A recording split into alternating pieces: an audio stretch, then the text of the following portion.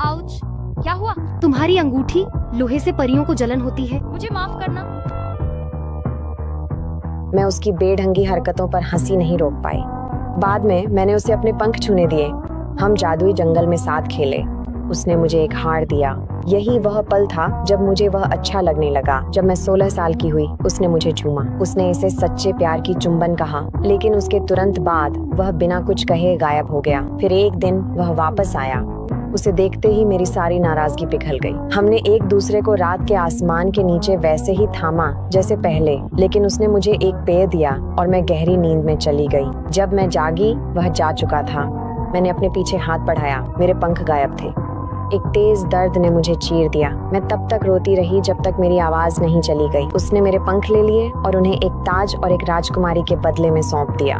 मैंने तुरंत प्रतिकार नहीं किया। मैंने एक गिरी हुई टहनी उठाई, उसे एक डंडे में बदल दिया और उसी के सहारे खड़ी हुई। जादुई जंगल एकदम शांत हो गया। उसे राजा का ताज पहनाया गया और उसने उससे शादी कर ली। जब मुझे सच्चाई का पता चला तो मेरे भीतर की हर दया गायब हो गई।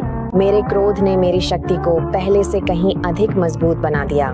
मैंने दूर तक देखा, तैयार थी कि उसे भी वही निराशा महसूस कराऊं। जल्द ही राजा और रानी की एक संतान हुई। एक भव्य उत्सव ने महल को भर दिया। सभी लोग आए, यहाँ तक कि छोटी छोटी परियां भी अपनी शुभकामनाओं के साथ आईं और मैं बिना बुलाए आ गई। मुझे सच में बहुत दुख हुआ कि मुझे निमंत्रण नहीं मिला। तुम यहाँ स्वागत योग्य नहीं हो। मैं भी इस बच्चे को एक उपहार दूंगी।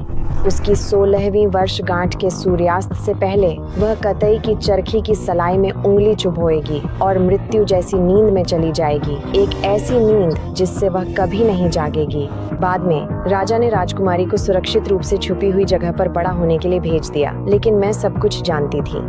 यह इतनी बदसूरत है कि मुझे उस पर लगभग दया आ सकती है।